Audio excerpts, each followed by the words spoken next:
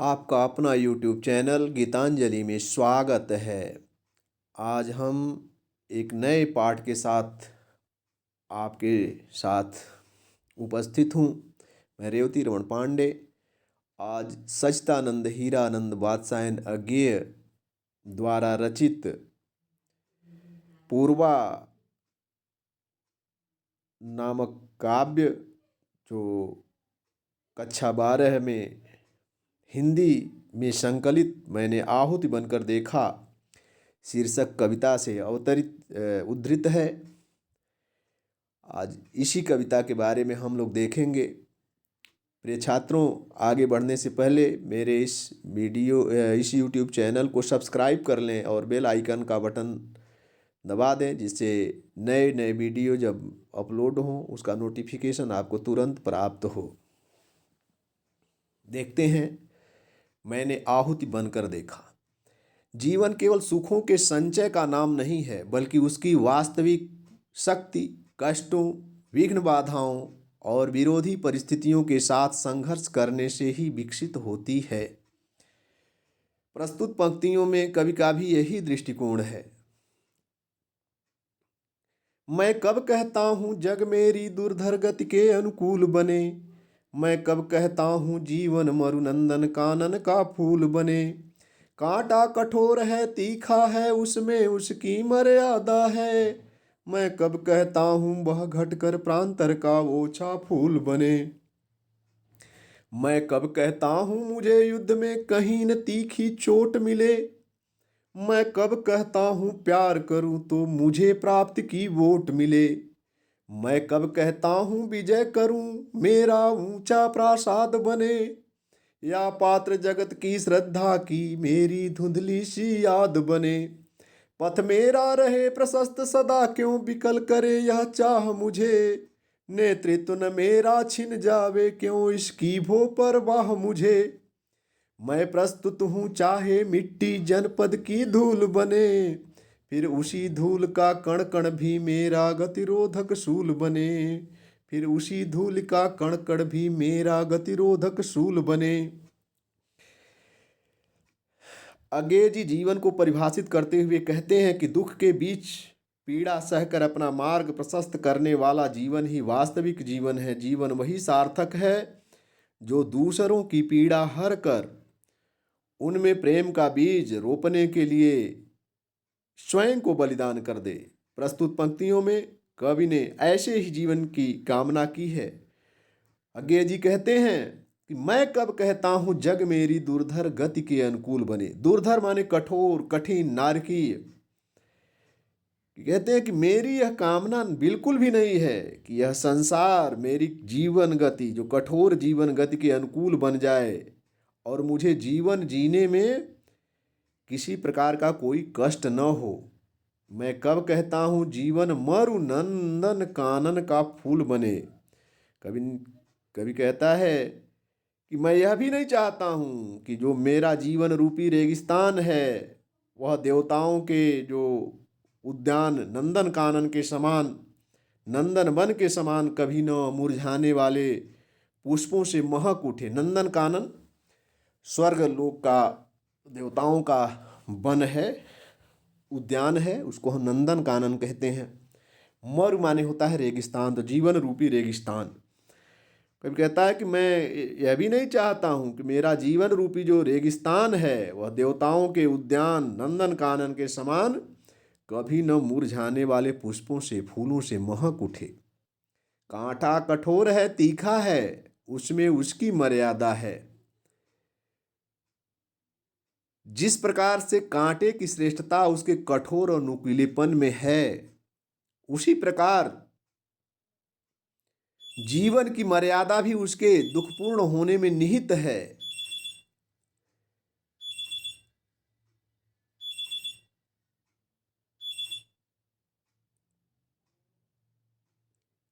इसीलिए मैं यह भी नहीं चाहता कि मेरा कांटे रूपी जीवन अपनी कठोरता और तीखापन छोड़कर वन का तुच्छ कोमल पुष्प बन जाए।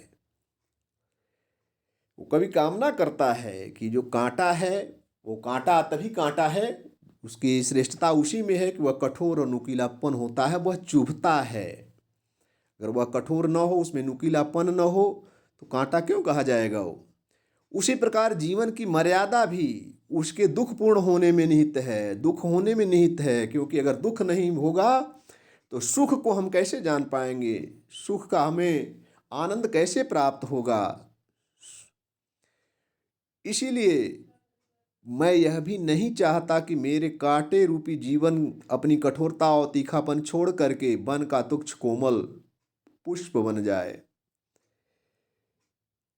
प्रांतर माने वन का लंबा मार्ग।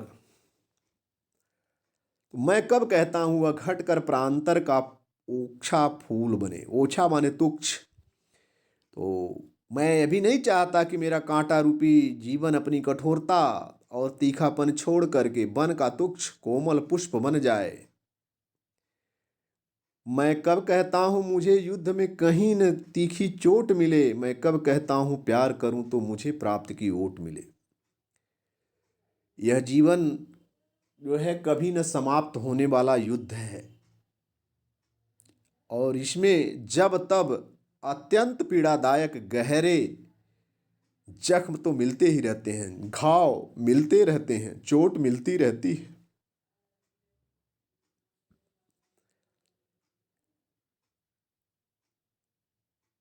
मैं यह कभी नहीं चाहता कि मुझे इस जीवन युद्ध में कभी कोई जख्म न मिले। अब कभी कहता है कि मैं यह नहीं चाहता हूं कि यह जो जीवन रूपी युद्ध चल रहा है उसमें कहीं चोट न मिले।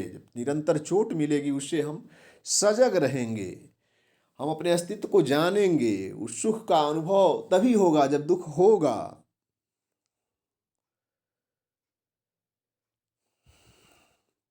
फिर अगली लाइन में कभी कह रहा है कि मैं कब कहता हूं प्यार करूं तो मुझे प्राप्ति की ओट मिले। मेरी यह भी इच्छा नहीं है कि यदि मैं किसी को प्यार करूं तो उसके बदले में मुझे भी प्यार मिले, अथवा उपहार के रूप में मुझे उसका कोई प्रतिफल प्राप्त हो। कहने का आशय है कि मैं अगर किसी को प्यार करता हूं तो उसका प्रतिफल या उसके बदले में मुझे कोई प्राप्त हो, मुझे मेरी यह इच्छा नहीं है, मेरी यह अभिलाषा नहीं है, मैं कभी नहीं यह चाहता हूं। मैं कब कहता हूं विजय करूं मेरा ऊंचा प्रासाद बने। मैं यह भी नहीं चाहता कि मैं विश्व विजेता बन जाऊं। मैं विजय करूं मेरा ऊंचा प्रासाद बने।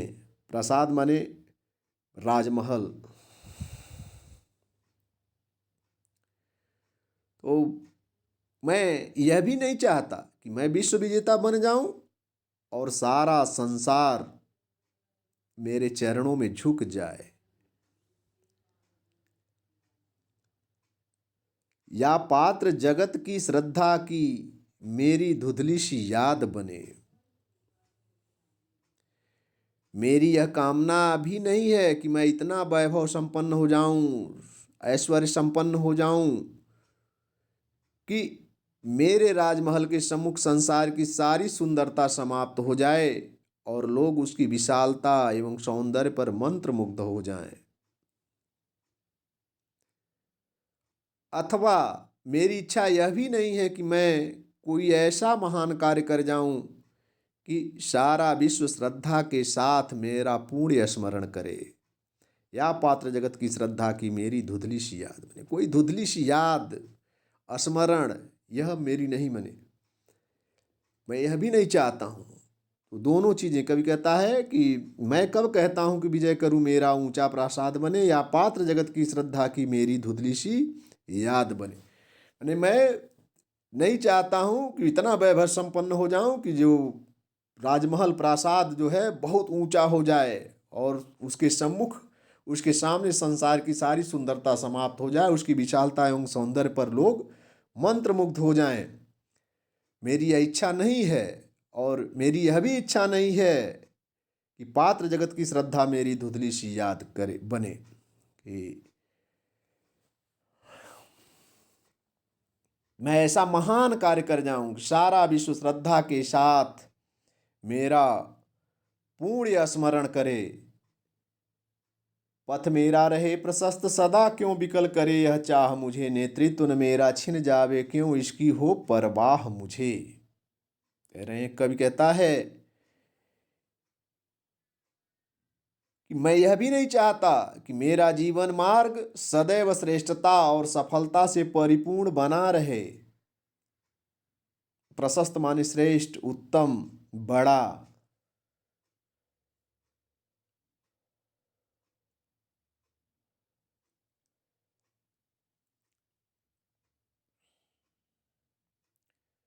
अथवा मैं सदैव सफलता और श्रेष्ठता की प्राप्ति के लिए बेचैन रहूं, मेरी यह भी इच्छा नहीं है।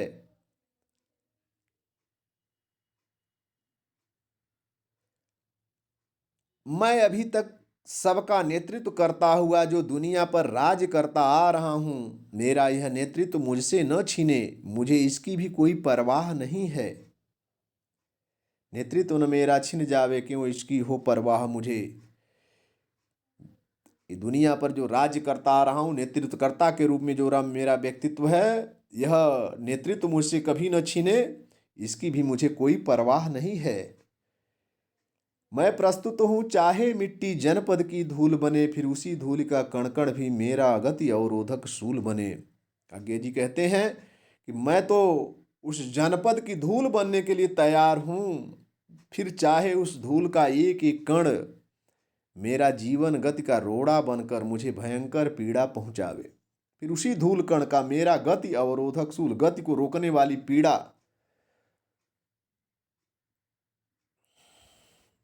अर्थात मेरी इच्छा है कि मैं लाखों पीड़ाएं प्राप्त करके भी अपने राज्य, देश और मातृभूमि के काम आ सकूं। मेरी यही इच्छा है। इसी प्रकार के भाव माखनलाल चतुर्वेदी जी ने भी पुष्प की अभिलाषा में व्यक्त किए हैं कि चाह नहीं मैं सुरबाला के गहनों में गूथा जाऊं, चाह नहीं प्रेमी माला में बिंद प्यारी को ललचाऊं, चाह नहीं सम्राटों के सर पर हे हरि डाला जाऊं, चाह नहीं देवों के सिर पर चढ़ूं भाग्य परिठ लाऊं, मुझे तोड़ लेना बनमाली उस पथ में देना तुम फेंक, मातृभूमि पर शीश चढ़ाने जिस पथ पर जावे वीर अनेक। ओ, कवि की जो कामना है वह यही है कि लाखों पीड़ाएं जो प्राप्त हों, लाखों दुख जो प्राप्त हों, उस दुख को प्राप्त करके भी मैं अपने राज्य, देश और मातृभूमि के काम आ सकूं। यही मेरी इच्छा है, यही मेरी अभिलाषा है। अगली पंक्तियों पर चलते हैं हम लोग। अपने जीवन का रस देकर जिसको यत्नों से पाला है, क्या वह केवल अवसाद मलिन झरते आंसू की माला है। वे रोगी होंगे प्रेम जिन्हें अनुभव रस का कटु प्याला है, वे मुर्दे होंगे प्रेम जिन्हें सम्मोहनकारी हाला है। मैंने विदग्ध हो जान लिया, अंतिम रहस्य पहचान लिया, मैंने आहुति बनकर देखा, यह प्रेम यज्ञ की ज्वाला है। मैं कहता हूँ मैं बढ़ता हूँ, मैं नभ की चोटी चढ़ता हूँ, कुचला जाकर भी धूली सा आधी सा और उमड़ता हूँ। मेरा जीवन ललकार बने, असफलता ही असिधार बने, इस निर्मम रण में पग पग का रुकना ही मेरा वार बने। भव सारा तुझको है स्वाहा, सब तू कुछ तप कर अंगार बने, तेरी पुकार सा दुर्निवार मेरा यह नीरव प्यार बने, तेरी पुकार सा दुर्निवार मेरा यह नीरव प्यार बने।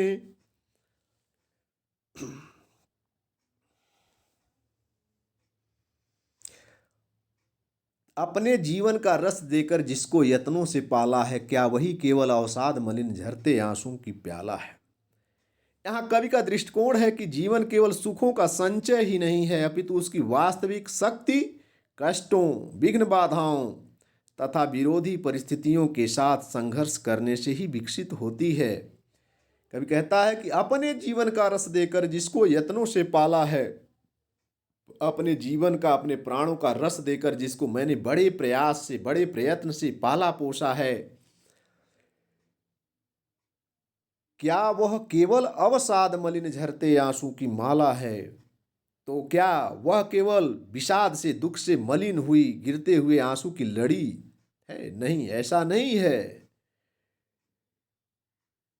वे वे रोगी होंगे प्रेम जिन्हें अनुभव रस का कटु प्याला है।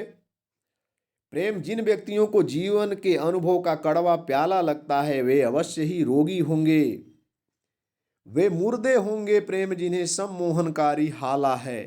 हाला माने होता है मदिरा। वे अवश्य ही रोगी होंगे प्रेम जिनके लिए चेतना लुप्त करने वाली मदिरा बन जाता है, वैसे वह अवश्य ही चेतना विहीन निर्जीव प्राणी होंगे। अर्थात कवि कहता है कि मैंने अपने जीवन का रस देकर के जिसको बड़े प्रयास से, बड़े प्रेम से पाला पोसा है, वह केवल विषाद से मलिन गिरते हुए आंसू की लड़ी नहीं है। प्रेम जिन व्यक्तियों को जीवन के अनुभव का कड़वा प्याला लगता है, वे अवश्य ही रोगी होंगे। और प्रेम जिनके लिए चेतना लुप्त करने वाली मदिरा बन जाती है, मदिरा के समान लगने लगती है, वे अवश्य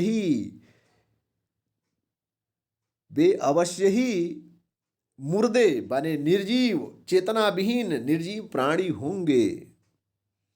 मैंने विदग्ध हो जान लिया, अंतिम रहस्य पहचान लिया।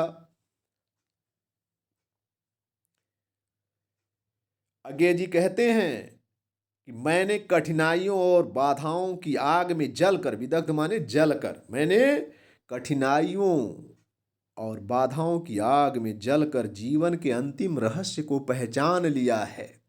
मैंने विदग्ध हो जान लिया, अंतिम रहस्य पहचान लिया। अर्थात कठिनाइयों और बाधाओं की आग में जल करके जीवन के जो अंतिम रहस्य है उसको मैंने पहचान लिया है। मैंने आहुति बनकर देखा, यह प्रेम यज्ञ की ज्वाला है। जब मैं स्वयं आहुति बन गया, आज जो यज्ञ कुंड में डाली जाने वाली हवन सामग्री है उसको आहुति कहते हैं। कहा कि जब मैं स्वयं आहुति बन गया तब मुझे प्रेम के यज्ञ की ज्वाला दिखाई दी। कहा मैं जब स्वयं उस यज्ञ की आहुति बन गया तब मुझे उस यज्ञ की जो ज्वाला निकलती है वह प्रेम यज्ञ की ज्वाला दिखाई दी। मैं कहता हूँ, मैं बढ़ता हूँ, मैं नभ की चोटी चढ़ता हूँ।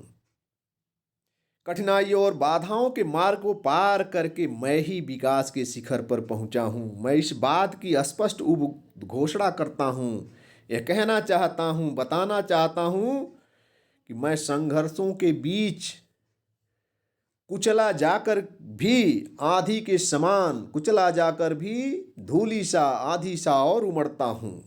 तो मैं संघर्षों के बीच कुचला जाकर भी आंधी के समान और ऊंचा उठ रहा हूँ। जिस प्रकार की धूल पैरों से कुचली जाती है किंतु कुचलने वाले के सिर पर सवार हो जाती है, उसी प्रकार मैंने बाधाओं से हार नहीं मानी है। कुचला जाकर भी धूली सा, आधी सा और उमड़ता हूँ। जैसे धूल होती है ना, पैरों से जब कुचलते हैं तो वही धूल फिर उसी मनुष्य के ऊपर, उसी के सिर पर फिर वह सवार हो जाती है। उसी प्रकार मैंने भी बाधाओं से हार नहीं मानी। ऐसे धूल को कुचला जाए और फिर वह पुनः पुनः उड़ करके उसी व्यक्ति के ऊपर सवार हो जाती है, वैसे ही विघ्न बाधाएं मेरे जीवन में तमाम आती जाती रहती हैं, लेकिन उन विघ्न बाधाओं से मैंने कभी हार नहीं मानी है। मेरा जीवन ललकार बने, असफलता ही असिधार बने। कहते हैं कि मेरी यह तीव्र इच्छा है कि मेरा जीवन ललकार बन जाए, असफलता ही असिधार बने। असिधार बने तलवार की धार, असी माने होता है तलवार। तो मेरी यह उत्कट इच्छा है, मेरा जीवन ललकार बन जाए और असफलता तलवार की धार बन जाए। इस निर्मम रण में पग पग रुकना ही मेरा वार बने। कह रहे हैं कि इस निर्मम जीवन रूपी कठोर संग्राम में, रण माने संग्राम, युद्ध भूमि, निर्मम, जिसमें कोई ममत्व नहीं है, ममता जिसमें न हो, उसको कहते हैं निर्मम। तो इस जीवन रूपी कठोर संग्राम में, निर्मम कठोर संग्राम युद्ध में पल पल रुकना ही मेरा आघात और प्रहार बन जाए। अर्थात इसमें जो विघ्न बाधाएं आती जाएं, वैसा ही जैसे शत्रु प्रहार करते हैं और योद्धा रुकता है, आघात करता है और वो प्रहार भी करता है। तो कह रहे हैं कि जीवन रूपी कठोर संग्राम में, कठोर युद्ध में पल पल रुकना ही मेरा आघात और प्रहार बन जाए। भव सारा तुझको है स्वाहा, सब कुछ तप कर अंगार बने। तेरे लिए सब कुछ अर्पित करने के उपरांत भव सारा तुझको स्वाहा, सब कुछ तप अंगार बने। कि तेरे लिए सब कुछ अर्पित करने के उपरांत अंगारे के समान, तप कर अंगार बने, अंगारे के समान मेरा जीवन निर्मल हो जाए। तेरी पुकार सा दुर्निवार मेरा यह नीरव प्यार बने। मेरी यह कामना है कि मेरा यह मौन प्रेम तेरी पुकार के समान शक्तिशाली बन उठे। इसका काव्य सौंदर्य देखते हैं। कवि का मत है कि कठिनाइयों और बाधाएं व्यक्ति को विकास और प्रगति का मार्ग दिखाती हैं, अतः उनसे भयभीत होना उचित नहीं है। व्यक्ति को हंसते हंसते संघर्ष करना चाहिए, संघर्ष से कभी विचलित नहीं होना चाहिए। प्रिय छात्रों, यह पाठ यहीं समाप्त होता है। यह पाठ अगर आपको अच्छा लगा हो तो इसको लाइक करें और अधिक से अधिक शेयर करें। जय हिंद।